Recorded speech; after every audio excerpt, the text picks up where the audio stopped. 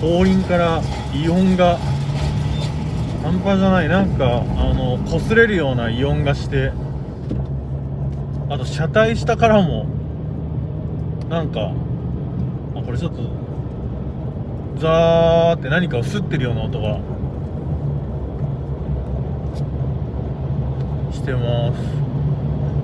怖いのでとりあえずサービス工場に持ってって見てもらうことになりました。なんかが当たっているんでね、ガサガサ言ってます。